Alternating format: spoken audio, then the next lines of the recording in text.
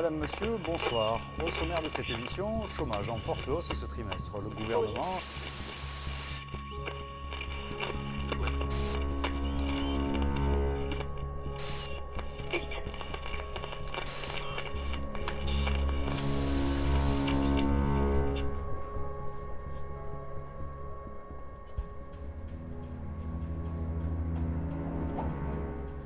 À venir. À quoi ça vous fait penser? Oui. À nous, les jeunes. Je pense que c'est nous l'avenir. Vous les jeunes. Ouais. Vous êtes le passé. Comme vos aînés, ce sera un échec.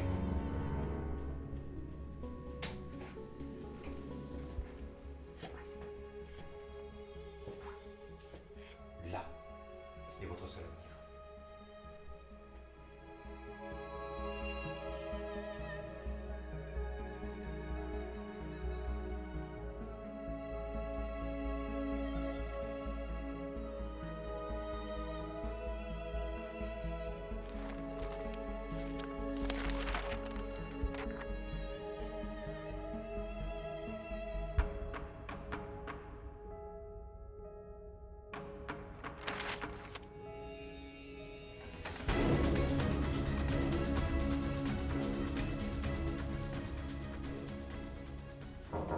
Oui. Bonjour, Bonjour. j'ai un rendez-vous. Installez-vous, je vous en prie. Merci.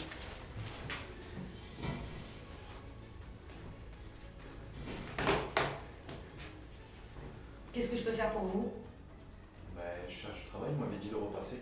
Non, désolé, mais on n'a plus rien, l'emploi est mort.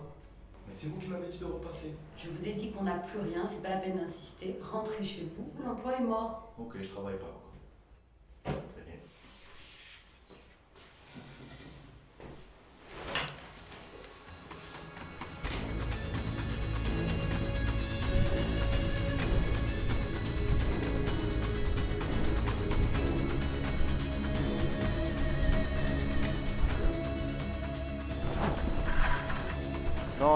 Non, moi j'ai plus envie de galérer là, je veux bosser.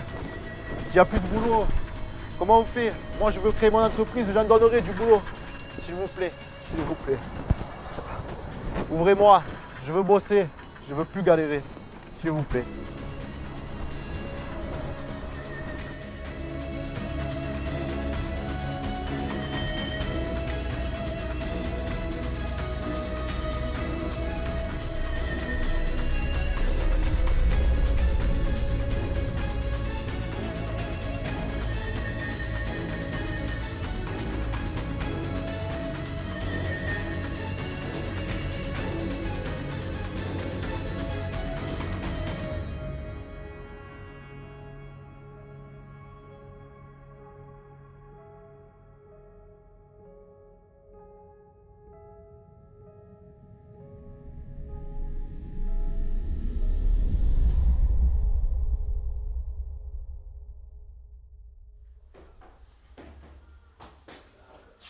Papa, le matin quand je serai docteur et la nuit, je sauverai les gens.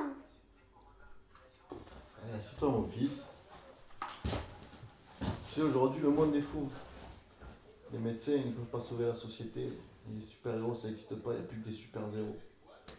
Il va falloir que tu te sauves toi-même. J'entends? Toi d'abord, les autres après.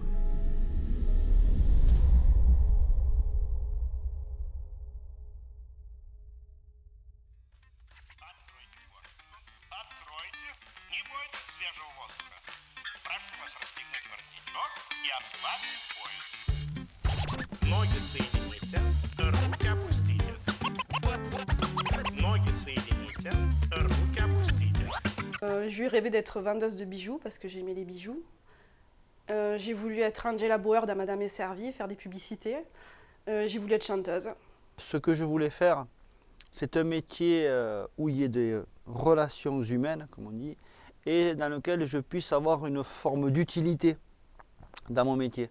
C'était ça, servir quelque chose. Après être sorti de l'école des mines d'Alès, il y a quelques années maintenant, Je suis allé faire de l'innovation dans une entreprise privée qui était à l'époque le leader mondial dans le domaine de l'irrigation.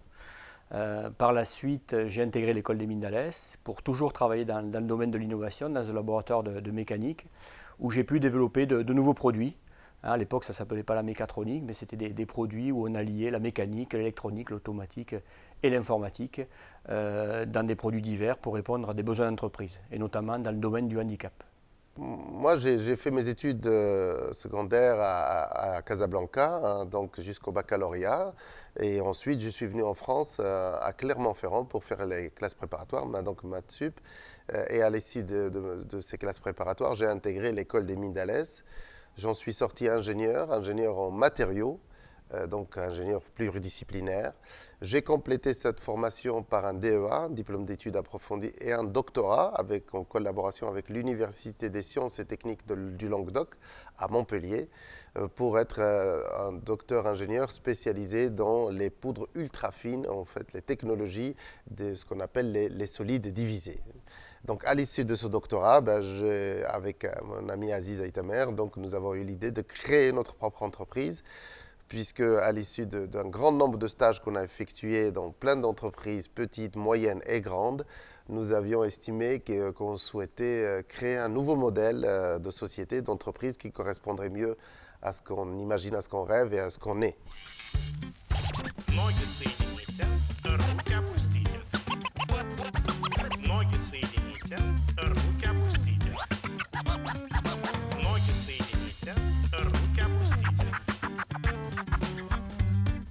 Au départ, j'étais un peu paumé, mais mon but c'était de monter une salle de sport. Donc un projet qui est resté assez complexe au départ, puisqu'il y a beaucoup de salles de sport à l'heure actuelle sur le bassin alésien.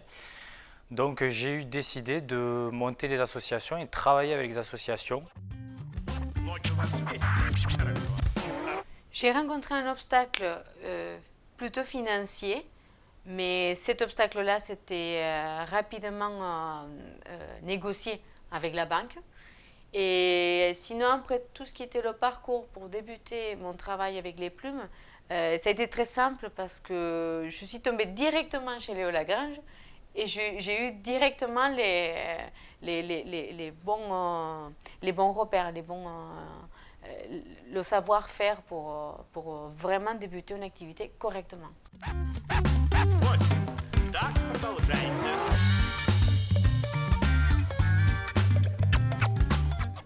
Donc, le projet, on l'avait depuis un bon moment. On a une amie qui a réussi à avoir son projet à elle.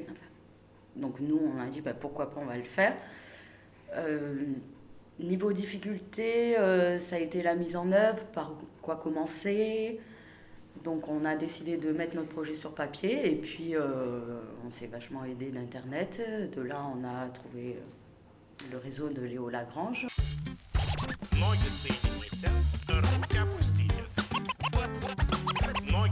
Je suis arrivée en France il y a 20 ans.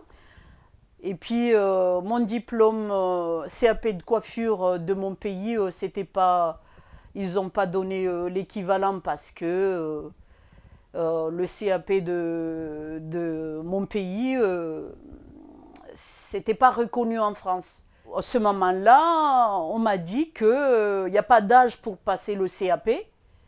Et je suis inscrite et puis j'ai fait mon CAP de coiffure en 9 mois.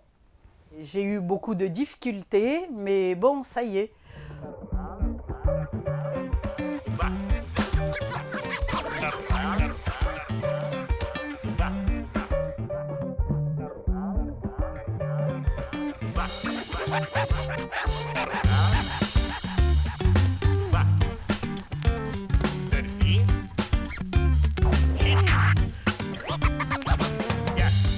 Au départ, on était un peu hors réalité.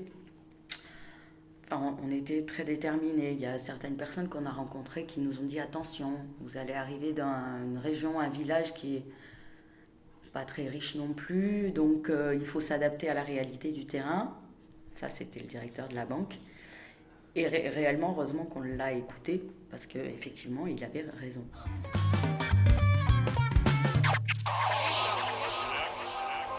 En l'an 2000, on parlait plus du bug de l'an 2000 et de la bulle Internet que des matériaux et de l'industrie. Donc tout le monde nous voyait comme on va dire, un agent à contre-courant. On est venu pour installer une industrie dans un bassin industriel et qui connaît des difficultés de chômage notamment. Et donc personne ne voyait pourquoi on était parti dans cette voie-là. Et encore moins dans le domaine des micro et nanoparticules qui étaient à l'époque pas du tout à la page et dont on ne voyait pas le potentiel a posteriori.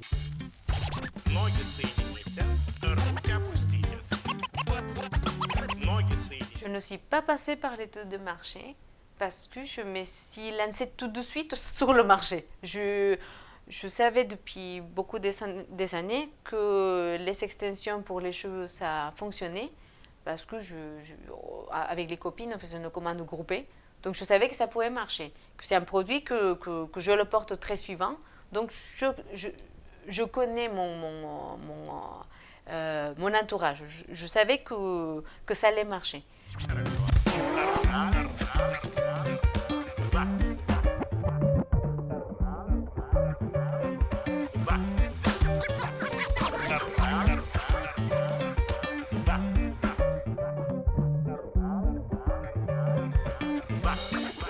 Alors au début, ma priorité, ça a été de mettre en place les outils pour pouvoir bien travailler. Donc le bureau, mise en place de mon bureau, mise en place des outils de communication, du site internet, du kakémono qui est derrière, flocage du véhicule. Donc j'ai mis le paquet sur les outils de communication et sur la structuration de l'entreprise, notamment toutes les habilitations qu'il a fallu avoir pour être organisme de formation.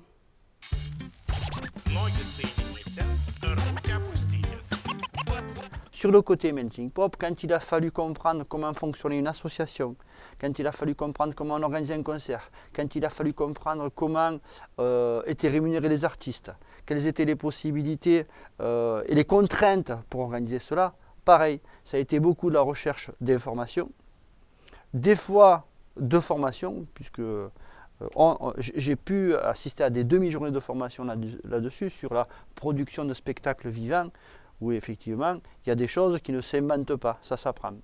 Mais c'est de la curiosité naturelle qu'il faut avoir.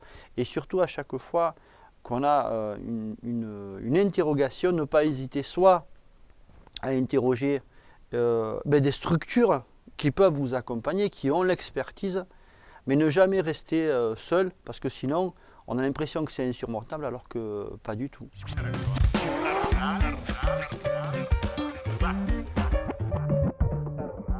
J'ai préparé ma maquette déjà et puis j'ai fait déjà quelques photos avec les gens qui acceptent d'être photographiés, la coiffure que j'ai réalisée et demander leur avis, leur consentement s'ils sont d'accord que je mets sur mes outils de communication. Donc j'ai préparé quelques maquettes avant de réaliser en fait mon outil de publication.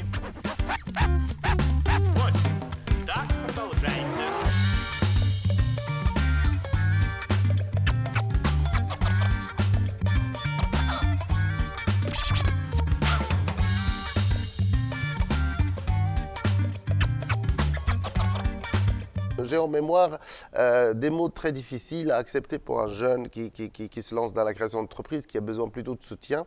C'est ceux d'une responsable, d'une haute responsable financière et politique qui était venue nous voir et qui nous a expliqué qu'on allait dans le mur, qu'on allait se casser la gueule et que dans l'année qui suivait, on allait probablement déposer le bilan.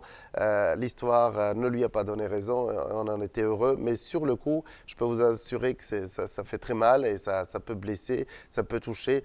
Donc il faudrait quand on est responsable, comme je le suis aujourd'hui, et quand on a une parole qui peut peser, vraiment mesurer, peser 1000 fois les mots avant de les sortir, surtout face à des jeunes, parce que finalement, quitte à échouer, on aura au moins essayé. Et il aurait fallu nous laisser essayer.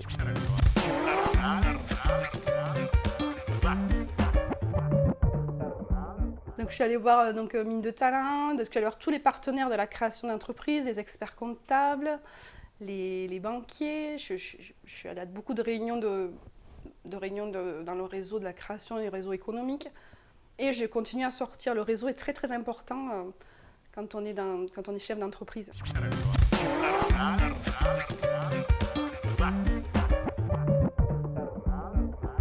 Le Hub Créativité, ça c'est un projet qui pour nous concrétisera en fait les compétences qu'on a en matière de créativité, qu'on développe depuis maintenant 13 ou 14 ans à l'école des Mines d'Alès. C'est un lieu qui permettra de faire se rencontrer des étudiants, des anciens chercheurs, des artistes, des chefs d'entreprise, des créateurs d'entreprise pour imaginer le monde de demain. C'est-à-dire qu'on joue sur le fait que la diversité amène la richesse et que les rencontres peuvent créer des moments magiques. Et ce lieu-là, il est dédié à ça.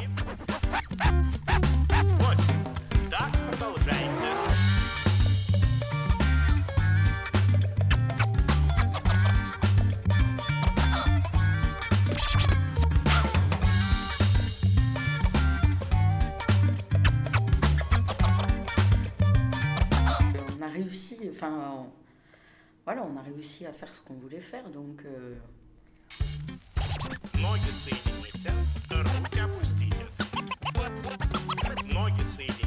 Je commence à récolter des fruits de mon travail. Voilà, c'était par rapport au début où il y a beaucoup de travail et finalement peu de résultats financiers, ce qui peut amener un certain découragement que j'ai eu, faut avouer. Là, je commence à récolter les fruits de mon travail et c'est vraiment agréable.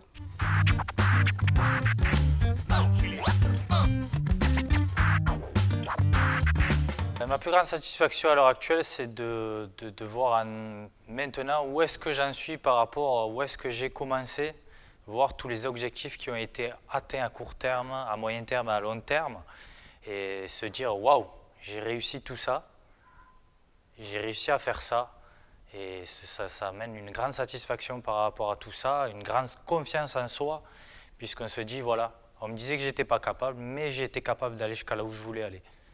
Même si on m'a mis des barrières.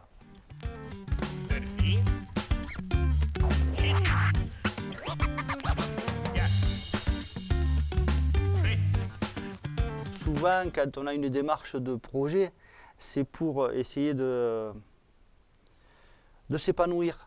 Dans le sens où souvent, ce que j'ai souvent remarqué, c'est que l'important, c'est pas le but. Quand on a atteint son but, on est content. Mais souvent, ce qu'on retient, c'est le chemin qu'on a parcouru. Ça, c'est super chouette. C'est le chemin.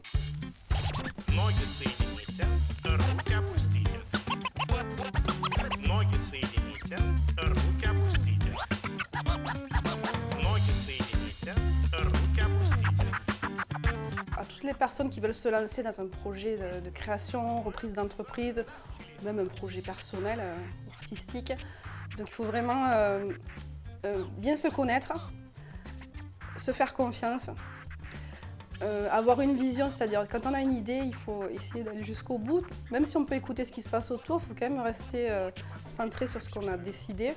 Il faut être déterminé. Oui, je pense qu'il faut être motivé, même s'il y a beaucoup de barrières.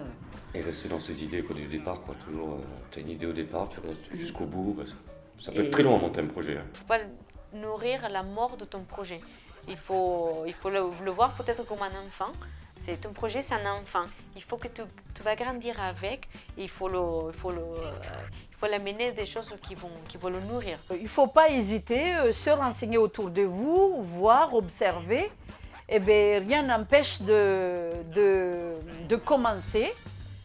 Et puis, bon, tester pendant 1 an. Et puis, vous verrez par la suite après. Parce que si vous ne démarrez pas, vous ne pourrez pas voir comment on réalise. Donc, il faut se lancer, il ne faut pas avoir peur. Hein, si ça ne marche pas, il faut changer. Il faut se renseigner, il ne faut pas hésiter. Parce que toutes les difficultés que j'ai traversées, je vous encourage de casser le mur. Ben, si ça ne marche pas, il faut casser d'autres endroits pour pouvoir... mais quand on veut, on y arrive. D'aller jusqu'au bout de ses rêves, même si parfois on se heurte à des barrières, justement, c'est fait aussi pour réfléchir et pour essayer de restructurer son rêve d'une autre façon, pour essayer d'aboutir à ce rêve, donc de rester toujours dynamique, positif Et ça coulera de source et il y aura toujours, on va dire, les bons intervenants au bon moment qui viendront nous épauler. En tant que conseiller et porteur de projet, ce que je l'ai été, moi c'est toujours ce que je voulais apporter auprès du porteur de projet, en disant, mais en fait je suis avec vous, mais des fois il y a des choses qui ne vous feront pas plaisir. Mais surtout, ne faites pas en sorte que ce soit un échec. Ouais, c'est important. Et surtout, c'est ne jamais rester seul. Jamais rester seul. Quand on est face à une difficulté, c'est toujours en faire part, parce que c'est pas en restant seul qu'on avance. C'est le point clé. Tout le temps. Tout le temps. Surtout, ne pas se retrouver dans la situation, quelques années après, si la personne ne l'a pas tenté, de se dire j'aurais peut-être dû le faire, je ne l'ai pas fait. Alors, si quelqu'un souhaite créer son activité, moi je l'encourage, évidemment je l'encourage.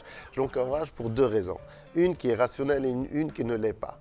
La rationnelle, c'est que d'abord il faut se réaliser, il faut réaliser ses rêves, il faut y aller. Parce qu'il n'y a plus de frustration une fois qu'on y est allé. On est confronté à son rêve, on s'éclate à réaliser son rêve, Et au bout, il peut y avoir la réussite, et ce qui est formidable, mais il peut y avoir l'échec. Et l'échec n'est pas une finalité, n'est pas une fin d'histoire. L'échec peut être opportunité à un rebond, à recommencer différemment, autrement, avec d'autres. En tout cas, moi, je n'encourage pas, évidemment, c'est pour ça que je dis le côté irrationnel, à ce que les gens se cassent la gueule, aillent là où ils sont certains de se faire mal et de rencontrer des difficultés. J'encourage à essayer, j'encourage à rêver, j'encourage à tenter, parce qu'il n'y a que ceux qui tentent qui peuvent réussir. Nous sommes le présent. Nous sommes l'avenir. Croyez en nous, parce que l'avenir, c'est nous.